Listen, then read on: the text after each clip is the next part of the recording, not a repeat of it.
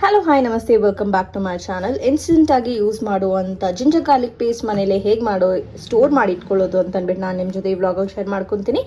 ಬನ್ನಿ let's get start. So ಫಸ್ಟಿಗೆ ಇಲ್ಲಿ ಅರ್ಧ kg ಆಗೋಷ್ಟು ಬೆಳ್ಳುಳ್ಳಿ, ಅರ್ಧ kg ಆಗೋಷ್ಟು ಶುಂಠಿ ತಗೊಂಡಿದ್ದೀನಿ. ಇದಕ್ಕೆ ನಾನು ಒಂದು ಸೀಕ್ರೆಟ್ ಇಂಗ್ರೀಡಿಯೆಂಟ್ ಹಾಕ್ತೀನಿ, ಅದರಿಂದ ಇದು ಶೆಲ್ಫ್ ಲೈಫ್ ಕೂಡ ಜಾಸ್ತಿ ಆಗುತ್ತೆ. ಮತ್ತು ಅದು ಏನು ಅಂತ ನೋಡೋದಕ್ಕೆ ವಿಡಿಯೋ ಒಳಗಡೆ ಹಾಗೆ ನೋಡ್ತಾ ಇರಿ. ಸೊ ಫಸ್ಟ್ ನಾನಿಲ್ಲಿ ಕಟ್ ಮಾಡಿರೋಂಥ ಶುಂಠಿ ಸೇರಿಸ್ಕೊಳ್ತಾ ಇದ್ದೀನಿ, ಅರ್ಧ kg ಆಗೋಷ್ಟು ಶುಂಠಿ. ಸೊ ಯಾವುದಾದ್ರೂ ರೆಸಿಪಿಗೆ ಜಿಂಜರ್ ಜಾಸ್ತಿ ಇರಬೇಕು ಅಥವಾ ಯಾವುದಾದ್ರೂ ಒಂದು ರೆಸಿಪಿಗೆ ಬೆಳ್ಳುಳ್ಳಿ ಜಾಸ್ತಿ ಇರಬೇಕು ಅನ್ನೋದಾದರೆ ನಾವು ಮಾಡಬೇಕಾದ್ರೆ ಅದನ್ನ ಹೆಚ್ಚು ಕಮ್ಮಿ ಮಾಡ್ಕೊಳ್ಳೋಣ. ಬಟ್ ಹಿಯರ್ ಇದನ್ನ ಹಾಗೆ ಈಕ್ವಲ್ ಕ್ವಾಂಟಿಟಿಯಲ್ಲಿ ನಾವು ಮನೆಯಲ್ಲೇ ಮಾಡೋದ್ರಿಂದ ರುಬ್ಬಿ ಇಟ್ಕೊಂಡ್ರೆ ಚೆನ್ನಾಗಿರುತ್ತೆ. ಫಸ್ಟ್ ಇದನ್ನು ಒಂದು ಪಲ್ಸ್ ಮೋಡಲ್ಲಿ ಹಾಕ್ಬಿಟ್ಟು ಗ್ರೈಂಡ್ ಮಾಡ್ಕೊಳ್ಳೋಣ. ಪಲ್ಸ್ ಮೋಡಲ್ಲಿ ಹಾಕಿದ್ಮೇಲೆ ಇದಕ್ಕೆ ಬೆಳ್ಳುಳ್ಳಿ ಸೇರಿಸ್ಕೊಳ್ಳೋಣ.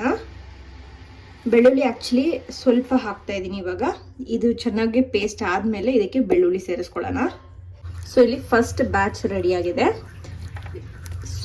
ಸ್ವಲ್ಪ ಬೆಳ್ಳುಳ್ಳಿ ಹಾಕ್ಕೊಂಡು ಶುಂಠಿ ರುಬ್ಬಿಟ್ಕೊಂಡಿದ್ದೀನಿ. ಇವಾಗ ನೆಕ್ಸ್ಟು ಬೆಳ್ಳುಳ್ಳಿನ ಚೆನ್ನಾಗಿ ಫೈನ್ ಪೇಸ್ಟ್ ಮಾಡ್ಕೊಳ್ಳೋಣ. ಇವಾಗ ಸೆಕೆಂಡ್ ಬ್ಯಾಚ್ ಮಾಡಬೇಕಾದ್ರೆ ಇದಕ್ಕೆ ನಾನು ವಿನಿಗರ್ ಸೇರಿಸ್ಕೊಳ್ತಾ ಇದ್ದೀನಿ.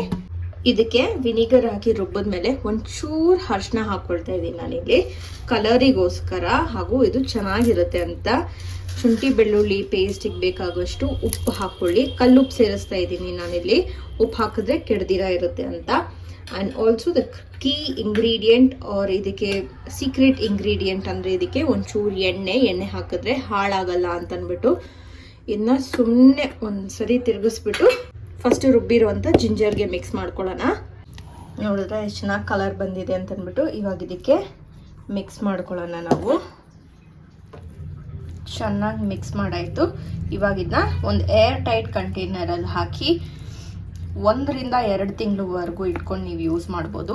ನೋಡೋದ್ರಲ್ಲ, ಇನ್ಸ್ಟೆಂಟಾಗಿ ನಾವು ಯೂಸ್ ಮಾಡ್ತಾ ಇರುವಂಥ ಎಲ್ಲ ರೆಸಿಪಿಗೂ ಆಲ್ಮೋಸ್ಟ್ ನಾವು ಯೂಸ್ ಮಾಡ್ತೀವಿ ಜಿಂಜರ್ ಗಾರ್ಲಿಕ್ ಪೇಸ್ಟ್. ಮನೇಲೇ ಎಷ್ಟು ಈಸಿಯಾಗಿ ಮಾಡಿ ಸ್ಟೋರ್ ಮಾಡ್ಕೋಬೋದು ಅಂತ ಅಂದ್ಬಿಟ್ಟು.